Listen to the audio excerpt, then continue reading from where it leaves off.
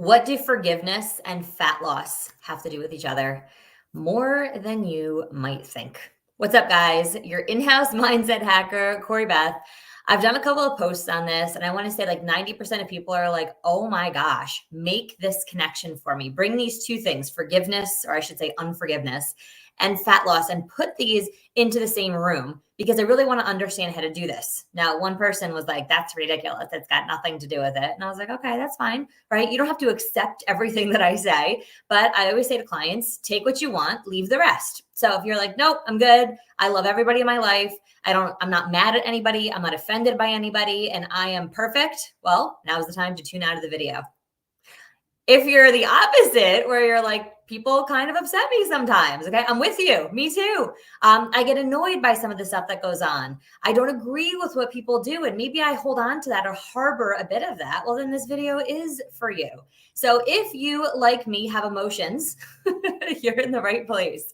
So let's talk a little bit about forgiveness and really what it means to forgive somebody, because every single one of us has somebody that hurt us mentally, emotionally, physically, spiritually, you name it. And oftentimes this for me with clients leads down the path of some type of a verbal abuse, a physical abuse, a sexual abuse, right? It happens really unfortunately, but it does.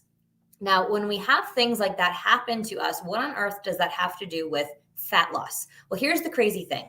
We all know about our conscious brain and our subconscious brain, or our conscious mind and our subconscious mind. Now, everything that goes into our brain has to go through our RAS. It's your reticular activating system. That's basically like the mesh that our thoughts have to go through in order for them to get designated either into a previously existing neural pathway, something that you've already seen, done, thought, or experienced, or creating a brand new one. Okay. So when things come into that space, of the subconscious mind, because things are happening in our consciousness. I don't want to go too deep here, but I love this stuff. I totally nerd out on it.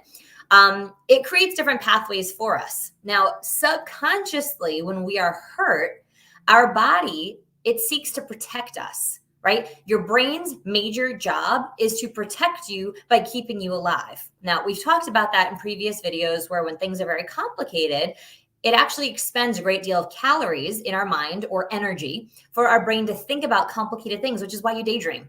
You zone out. Maybe right now you're like, you're talking about the RAS in our brain, and I have no idea what that even means. You tune out. So come on back in. Here we go.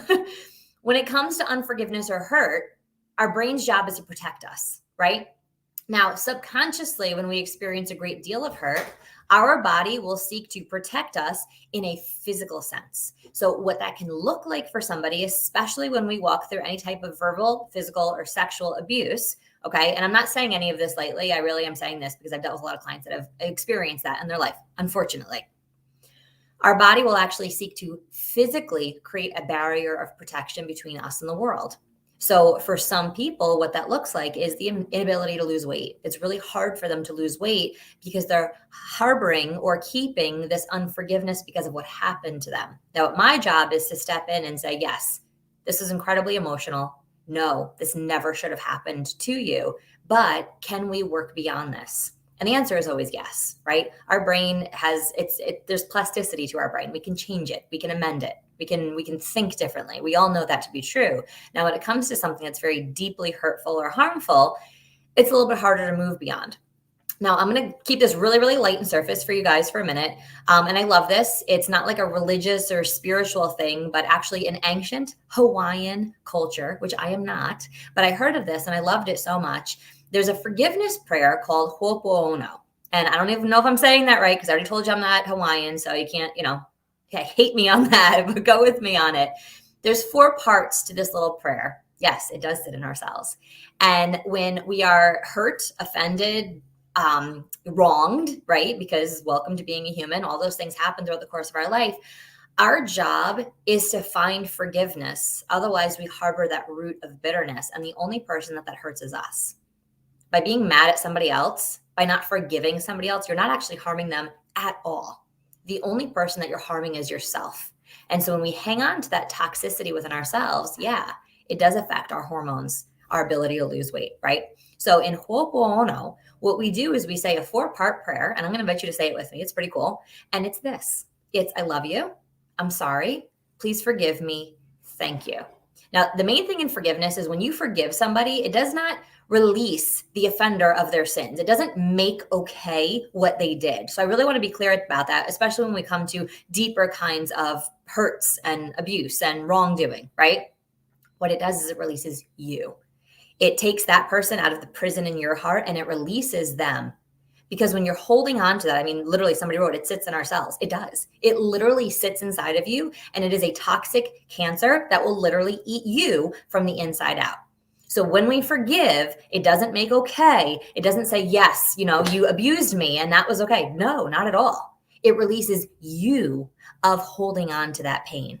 So I love you, I'm sorry, please forgive me, and thank you is this very simple 4-part thing. You're not just going to say it once and like, that's it, you're good for the rest of your life. It's something that I practice all the time when I get cut off on the highway. What do I want to do? I want to strangle somebody, especially if my kids are in the car. But I'm like, I love you. I'm sorry. Please forgive me. Thank you. The thank you affirms the forgiveness that happens. I love you. I'm sorry. Please forgive me. Thank you. Now, they've done a lot of studies on this. And I think one of the most fascinating is that our alpha waves actually get huge. So those are like those really good, awesome brain waves in our brain that when we go through the process of forgiveness, the researchers saw that alpha waves actually went totally off the charts, which is really good. That's a sign of growth, right? We're creating new neural pathways in our brain. So when we walk through this, I love you, I'm sorry, please forgive me, and thank you, we're not getting deep into our subconscious, but it is more of that surface. There's deeper exercises we can do, but it kind of starts to release some of that toxicity, or I want to say cancer, like that's emotional thought cancer that we're actually holding on to within ourselves. And we can start to release some of that emotion that creates pain for us. It creates dis-ease in our body for us. It creates that barrier between us and the world. And when we start to bring some of that down by releasing some of it for ourselves, not for the offender, but it's for ourselves, it actually releases us of the burdens that we carry, whether that's emotional, mental, physical, or quite literally on the scale. Now, for you, this may seem totally foreign and crazy, or you're like, actually, that makes a little bit of sense. I want you to try it. Whichever side of the fence you sit on, right? You can try this. I love you. I'm sorry. Please forgive me. And thank you. And that's it. And you say it again and again and again and again and again. And when you walk around without holding on to those burdens, I promise you'll experience a sense of freedom that you have never had before in your life. It is amazing to forgive people. I highly encourage it. And again, I know I'm going to keep saying this, but there's some of you that are sitting there like, I can't possibly forgive them for doing that to me. Yes, you can. Because you're not making it okay. You're not agreeing with what they did. You're not justifying what they did. You are literally releasing yourself from the thought prison that you have placed yourself in. So, I love you.